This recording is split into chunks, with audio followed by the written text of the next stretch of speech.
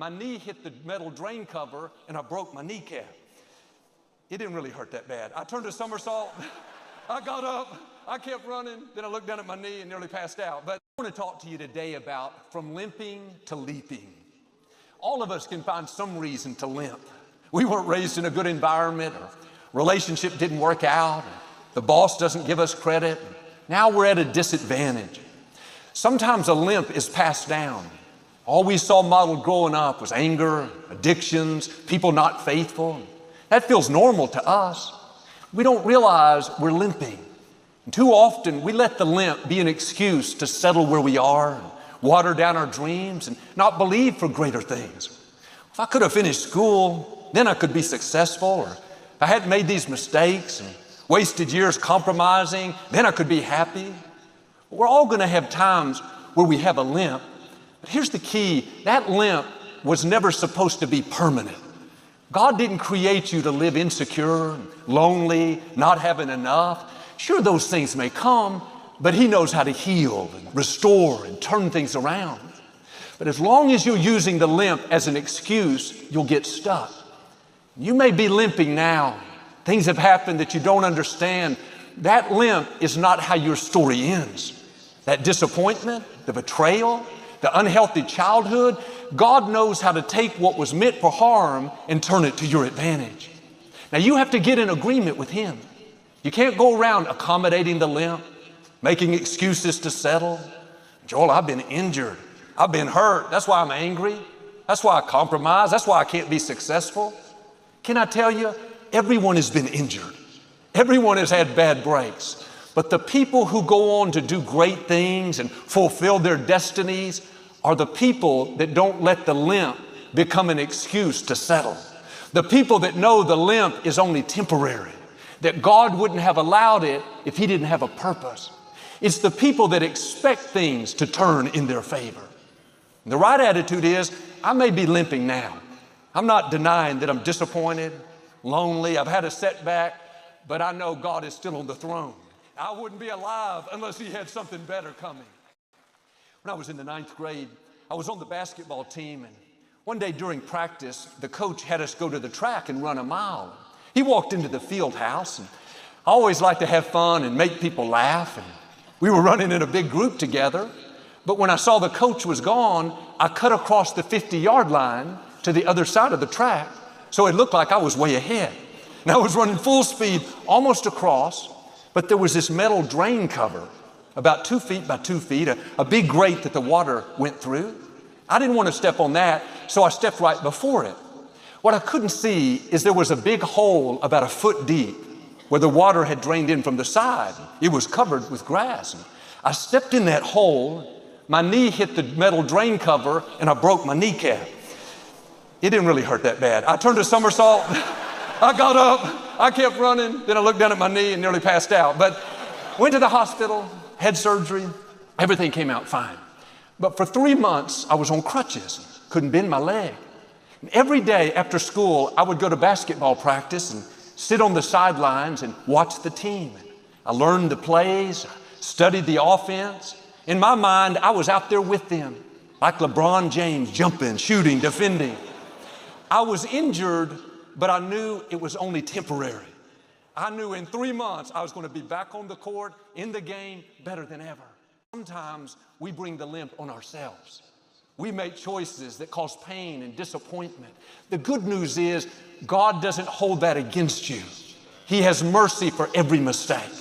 When you're limping, you can't sit around defeated, listening to the accusing voices, making excuses. That's going to cause you to get stuck. You need to see yourself back on the court, successful, happy, productive, doing great things. But too many times we normalize the limp. All my family's depressed. That's why I'm depressed. I can't get my degree. I'm not that smart. This person walked out on me, broke my heart. I'll never be happy again. You don't realize that's a limp.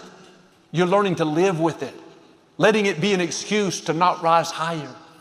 You have to know, like I did with my knee, you're going to run again. You're injured now, but healing is coming. That person walked out on you, but God has someone better on the way. You're going to love again. Or you had a setback in your career, a door closed. God's about to open a better door. Don't let that limp cause you to settle where you are and give up on dreams, to where you start accepting mediocrity, dysfunction, learning to live with the anger and low self-esteem. That's not who you are. That's a limp. It's a temporary season. God created you to be free, healthy, confident, victorious. I was on crutches, but it was only for 3 months. Those crutches were there for a season to help me get over the injury. But sometimes we get comfortable with the crutches. We were raised with a limp. Instead of realizing it's only temporary, we think, man, I always have this temper. I always have to deal with this anxiety. I can't accomplish my dreams. I don't have the connections. God is saying those crutches are about to come off. What you've been using as an excuse is not going to limit you anymore. Chains are being broken. Strongholds are coming down. You're about to step up to who you were created to be. Now quit believing those lies that you're stuck. You don't have the talent. You're the wrong nationality. You've made too many mistakes. This is a new day. God is about to turn that limping into leaping. He's going to cause you to bloom, to blossom, greater confidence, greater resources, greater influence. In Acts chapter 3, there was a man who had been crippled since birth. Every day his family would carry him to the temple so he could beg for money. They would put him at the gate called Beautiful. This man had been doing this for years. Every morning, same thing, getting out of bed, people helping him get dressed, packing a lunch, then setting him at the same spot. When you've been in a limited situation for a long time, it can become normal. I'm sure the man didn't like to beg.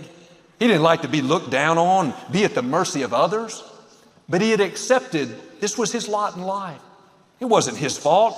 He was born crippled. If you've always been lame, you don't expect to walk. If you've never felt good about yourself and always felt insecure, unattractive, not worthy, even though it's not true, that becomes normal. If all you've seen is poverty, anger, addictions, you don't expect to have abundance, peace, and freedom.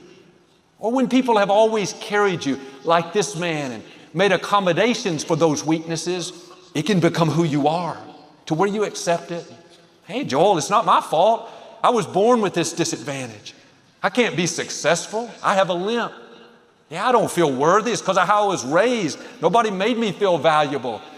You may have a valid explanation as to why you are that way, but don't let it be an excuse to stay that way. God came to take off of you what the enemy put on you.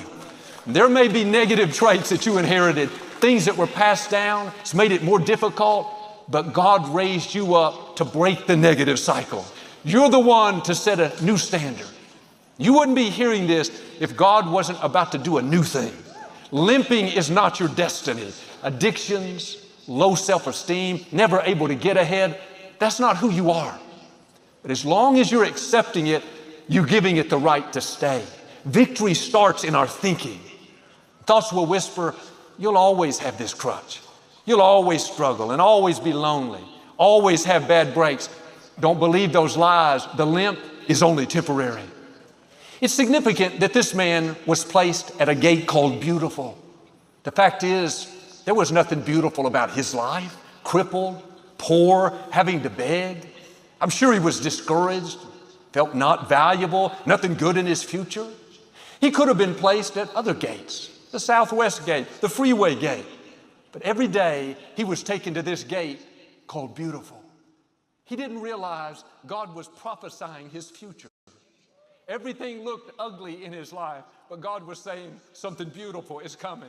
I have beauty for the ashes, joy for the mourning, healing for the sickness, new beginnings